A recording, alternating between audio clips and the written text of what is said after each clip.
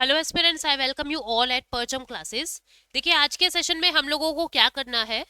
28 मार्च से 3 अप्रैल 2023 के current affairs, जितने भी फाइनेंस और इकोनॉमिक्स के करंट अफेयर्स आए हैं इस हफ्ते, हमें वो सब डिस्कस करने हैं। ठीक है, आगे बढ़ने से पहले हमारी ऐप के बारे में आपको कुछ जानकारी दे दे। एसएससी जनरल अवेयरनेस का एक कोर्स चल रहा है जो पूरा रिकॉर्डेड फॉर्मेट में आपको मिलेगा, यानी डे 1 पे सारा सिलेबस आपके हाथ में होगा, जिसमें static GK, polity, history, geography, economy, science सब कुछ कवर करवाया जाएगा। हमारी पूरी टीम ने मिलकर इसको प्रिपेयर किया है। एक कोर्स चल रहा है इकोनॉमिक्स का, जिसको जीरो से हाई लेवल तक की इकोनॉमी जिसके अंदर कवर की जाएगी। ठीक है, इसको मैंने करवाया है। आप लोग दोनों ही कोर्सेज पे 10% का अगर डिस्काउंट लेना चाहते हो तो यूज करें पायल 10 कोड, जिससे आपको दोनों ही कोर्सेज पे 10% का एक्स्ट्रा डिस्काउंट मिल जाएगा। तो आज की न्यूज में क्या क्या है हम उसको देख लेते हैं।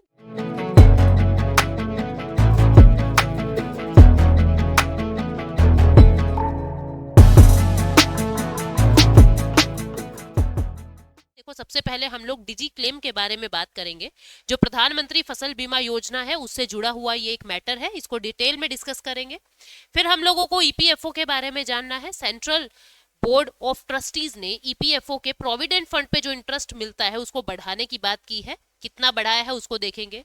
फिर जो आप पेटीएम वॉलेट से या किसी भी तरीके के पीपीआई से, प्रीपेड इंस्ट्रूमेंट से जो ट्रांजेक्शन्स करते हैं, उसके ऊपर जो इंटरचेंज फी है वो लगाने की बात हो रही है 1.1%। ये क्या होती है, किस पे लगेगी, क्या प्रभाव पड़ेगा, इसको डिस्कस करेंगे।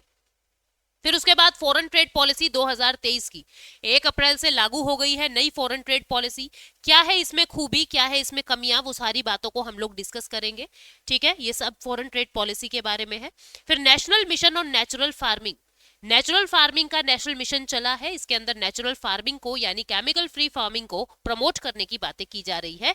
ये सब न्यूज जो है वो हमको डिस्कस करनी है। और फिर शंघाई कॉपरेशन ऑर्गेनाइजेशन एससीओ में सऊदी अरब एज अ डायलॉग पार्टनर अभी मिले हैं। ठीक है, तो ये सब न्यूज जो है वो हमको कवर करनी है। आज के क्लास में एक एक करके सारी न्यूज को हम लोग कवर करते हैं। तो सबसे पहले जो न्यूज आप लोग देख रहे हो that is digi claim. Digi claim क्या है और क्या काम आएगा इसको देख लेते हैं।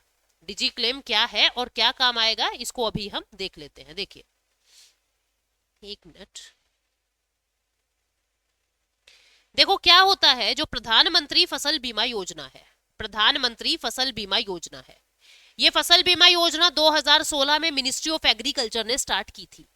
इस फसल बीमा योजना के अंदर क्या होता है, किसानों को जो भी लॉस हो रहा है, किसानों को जो भी लॉस हो सकता है, ठीक है, अनप्रिडिक्टेड जो लॉस होता है, हो रहा है, मॉनसून खराब होने के कारण या कुछ बाढ़ वाढ़ हो गई, ओलावृष्टि हो गई, प्री सोइंग से लेके पोस्ट हार्वेस्टिंग तक, प्री सोइंग से लेके पोस्ट हार्वेस्टिंग तक जितनी भी चीजें हैं, प्री सोइंग से लेके पोस्ट हार्वेस्टिंग तक जितने भी नुकसान हो सकते हैं, उन सभी नुकसानों की भरपाई के लिए इंश्योरेंस किया जाता है। उन सभी नुकसानों की भरपाई के लिए इंश्योरेंस किया जाता है किसानों का। और यही प्रधानमंत्री फसल बीमा योजना के नाम से एक नई स्कीम जो है 2016 में लॉन्च की गई थी। अब हो क्या रहा था, बहुत सारे किसानों को इनके इंश्योरेंस का पता ही नहीं लगता था कि कितना इंश्योरेंस है, कितना पैसा मिलेगा, कब मिलेगा, पता ही नहीं लगता था। और बहुत सारे किसानों को उनका पैसा पहुंच ही नहीं पाता था। तो ऐसे किसानों की मदद के लिए डिजी क्लेम नाम का एक ऑनलाइन वेब पोर्टल जो है वो शुरू किया है। डिजी क्लेम नाम का एक ऑनलाइन वेब पोर्टल शुरू किया है, जिसपे किसान जो है अपने इंश्योरेंस के बारे में सारी जानकारी प्राप्त कर सकता है, अपने इंश्योरेंस को ट्रैक कर सकता है। जैसे आप किसी ऑनलाइन सामान को मंगवा के ट्रैक कर सकते हो कि कहाँ तक पहुंचा, ऐसे उसको ट्रैक कर सकता है। ठीक है, सारी ट्रांसपेरेंसी हो जाएगी, ट्रांसपेरेंट हो जाएगा सारा सिस्टम कि किसको मिल गया, किसको नहीं मिला। और वेब और कोई किसान को अगर ग्रीवेंस रिड्रेसल है, मतलब कि कोई अगर शिकायत भी करनी है, तो वो ऑनलाइन पोर्टल के माध्यम से ही शिकायत भी कर सकता है। तो ये पूरा डिजी क्लेम के बारे में मैंने आपको ब्रीफ में बता दिया, एक एक करके सारी बात देख लेते हैं। देखो ये क्या कह रहा है कि जो एग्रीकल्चर मिनिस्टर है, एग्रीकल्चर मिनिस्टर है इंडिया के, जिनका नाम है नरेंद्र सिंह तोमर, उन्होंने डिजी क्लेम नाम का नया नेशनल क्रॉप इंश्योरेंस पोर्टल जो है वो लॉन्च किया है। ठीक, इससे क्या होगा, इससे जो डिसबर्समेंट होता है, यानी कि डिसबर्समेंट का मतलब होता है जो पैसा आप लोग देते हो किसानों को इंश्योरेंस का, वो डिसबर्समेंट जो है वो क्रॉप इंश्योरेंस का वो बहुत आसान और बहुत सस्ता हो जाएगा।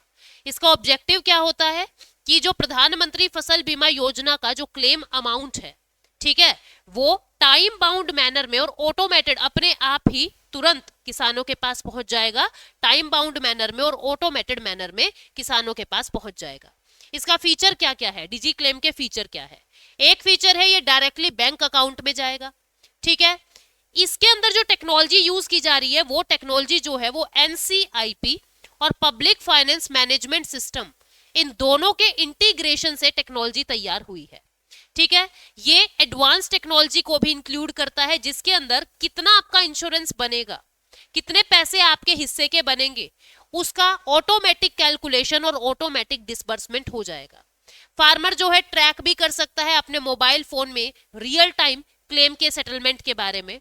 मेरी पॉलिसी मेरे हाथ कैंपेन के अंदर, मेरी पॉलिसी मेरा हाथ, ये मेरी पॉलिसी मतलब मेरी जो पॉलिसी है वो मेरे हाथ में है, ठीक है। मेरी पॉलिसी मेरे हाथ, ये कैंपेन चल रहा है, जिसके इस कैंपेन के अंडर क्या किया जा रहा है, इस कैंपेन में जो प्रधानमंत्री फसल बीमा योजना है उसके बारे में अवेयरनेस प्रमोट की जा रही है, ठीक है। तो ये डिजी क्लेम के बारे में हमने कुछ जानकारी प्राप्त की। अब हम आगे बढ़ते हैं।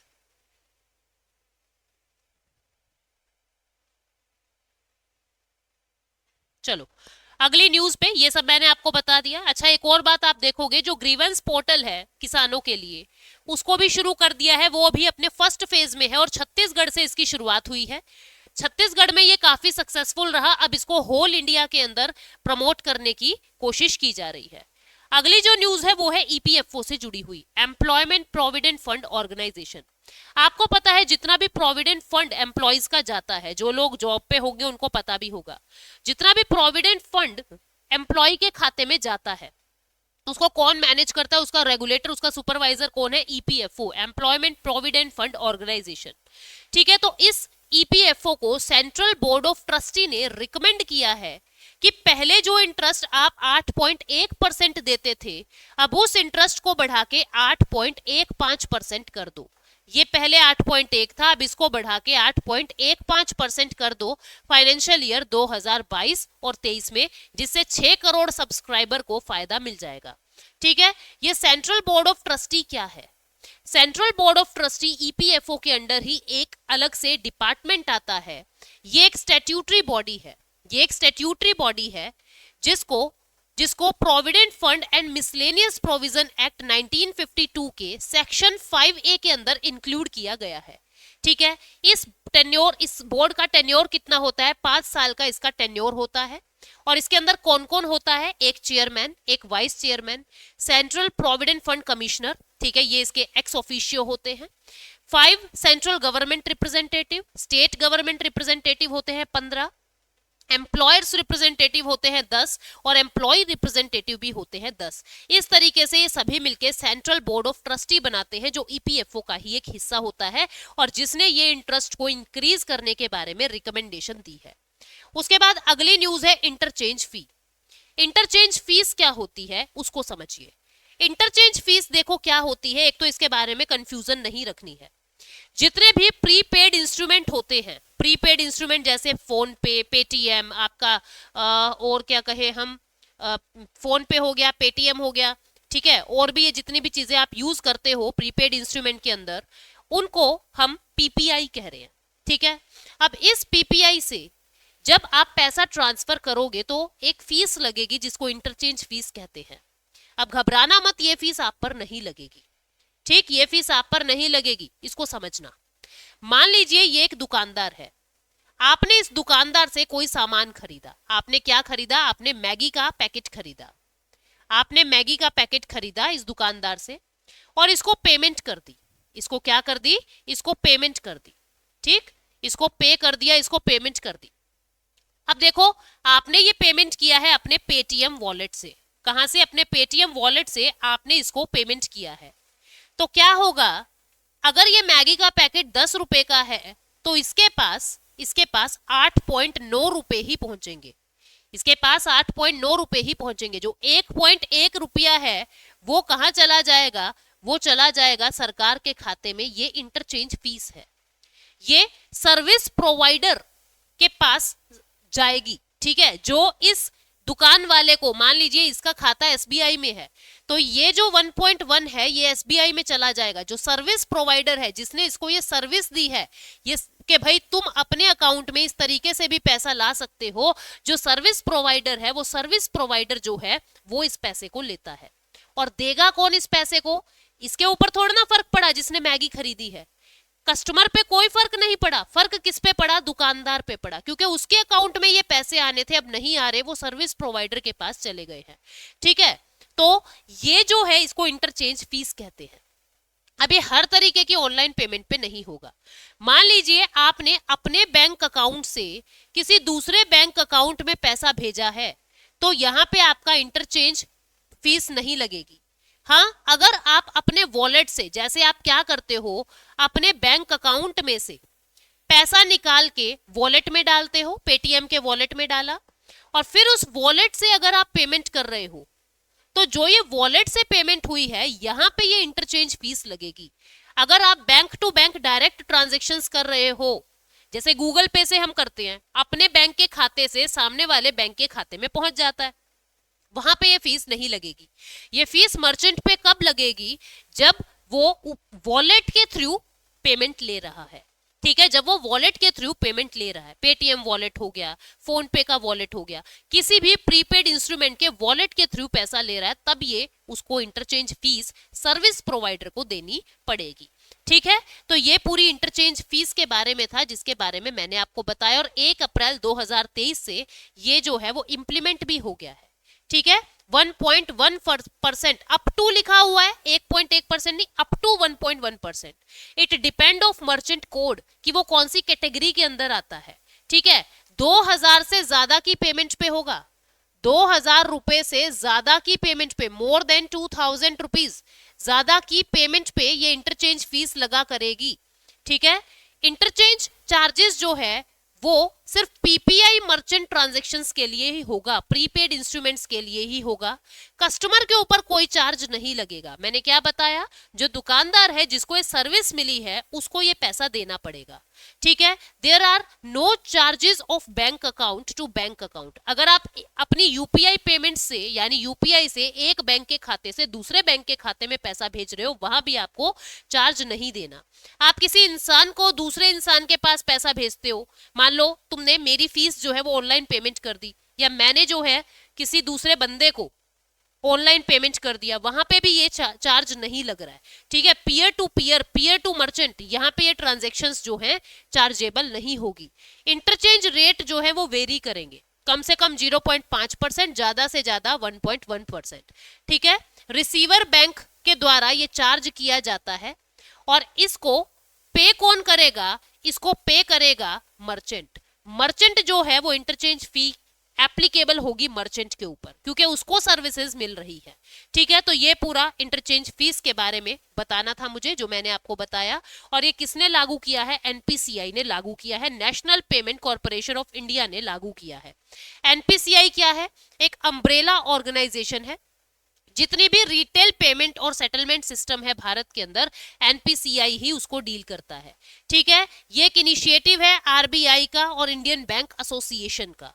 इट वाज क्रिएटेड, इसको payment and settlement system act 2007 के अंदर बनाया गया था, और ये एक नॉट फॉर प्रॉफिट ऑर्गेनाइजेशन है, यानी सेक्शन 8 कंपनी है। ठीक है, ये कंपनीज एक्ट 1925 के सेक्शन 25 के प्रोविजन से बनी है, लेकिन ये एक नॉट फॉर प्रॉफिट कंपनी है। ठीक, अब हम आगे बढ़ते हैं। अगली न्यूज है फॉरेन ट्रेड पॉलिसी के बारे में। 2023 की फॉरेन ट्रेड पॉलिसी नई आई है। पहले देखो क्या होता था, 5 साल के लिए फॉरेन ट्रेड पॉलिसी बनती थी, जैसे 2015 से 20 के लिए बन गई। अब की बार क्या हुआ है, जो ये फॉरेन ट्रेड पॉलिसी बनी है, इसका कोई एंडिंग टाइम नहीं है, कोई एंड पीरियड नहीं है कि ये खत्म कब होगी।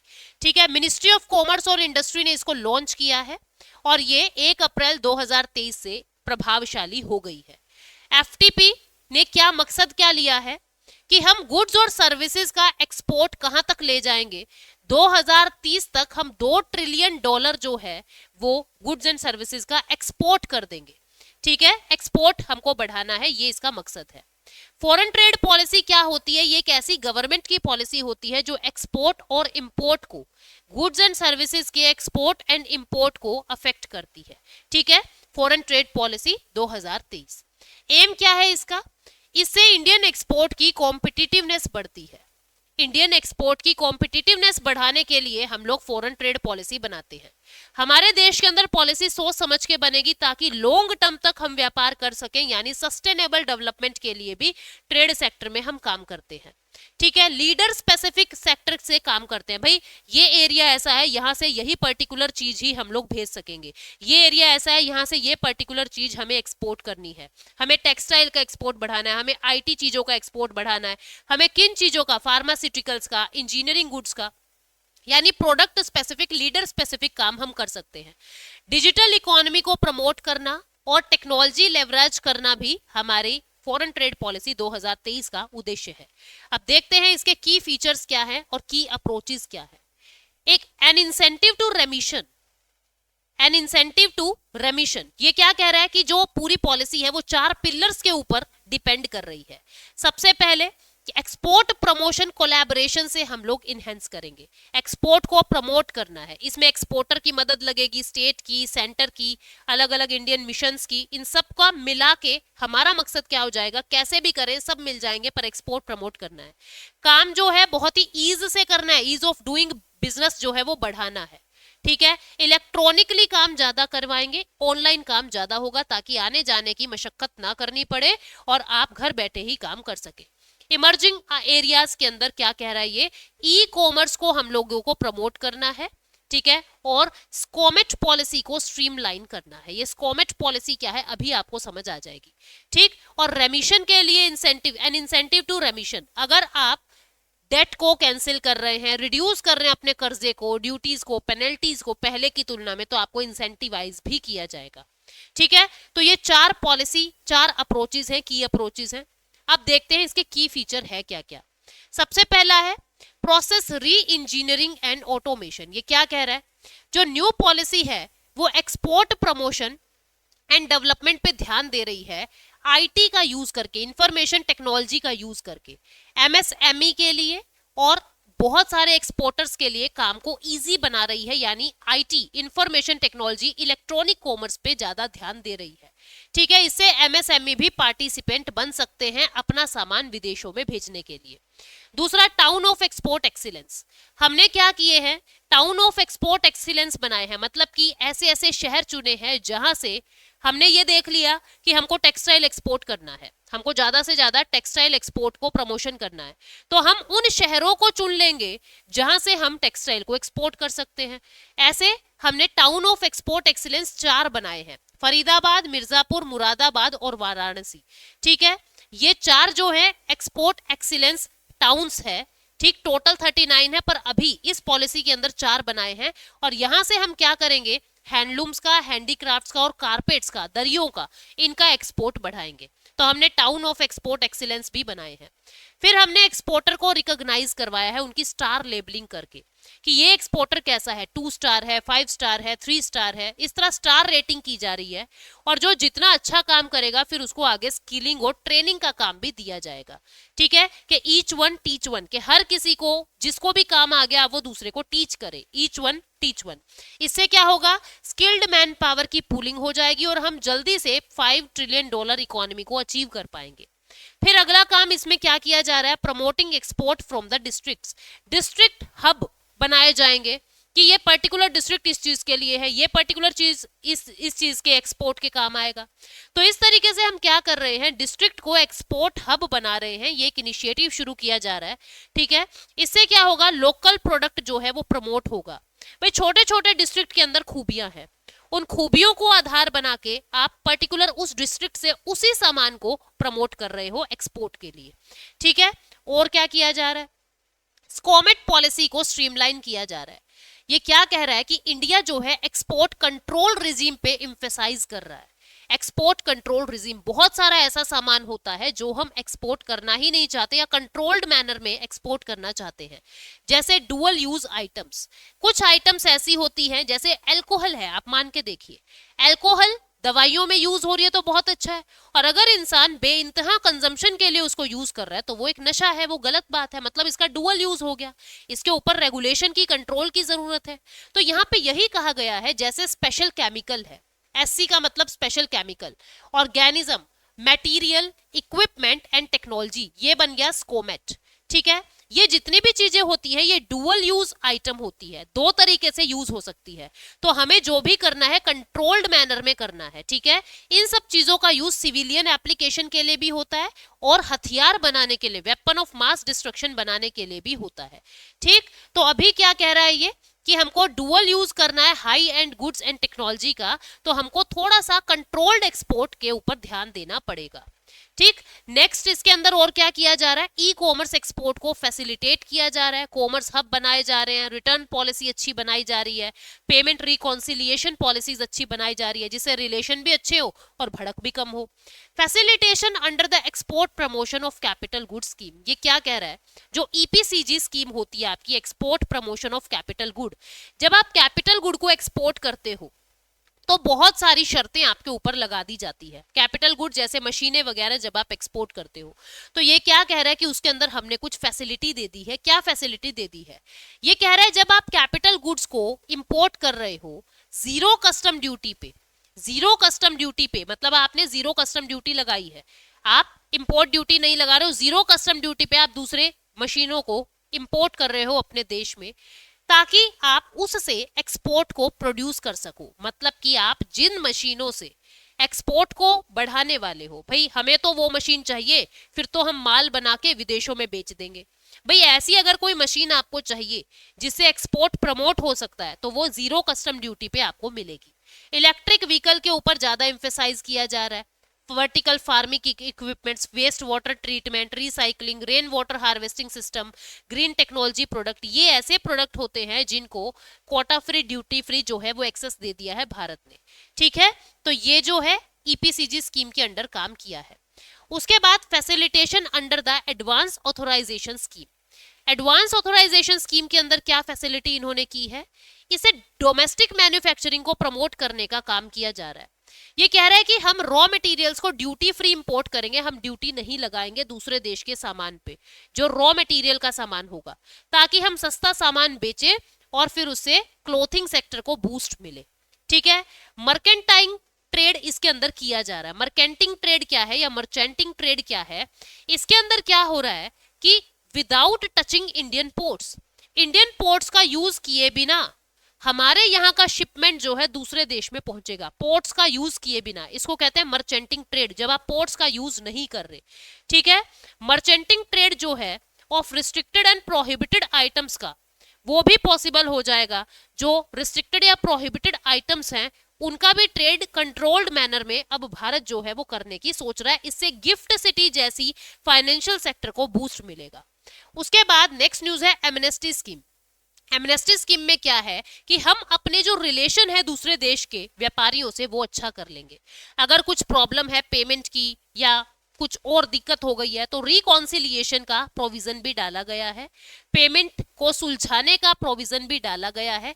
इसे एमनेस्टी स्कीम किया गया, यानी विवाद से विश्वास तक हमको जाना है, एक दूसरे को कुछ एग्जेम्पशंस दे देंगे कि ठीक है ये नहीं कर सकता तो ये कर दे, ये नहीं कर सकता तो ये कर दे। इस तरीके से हम एमनेस्टी स्कीम के अंडर विवाद से विश्वास तक जाएंगे।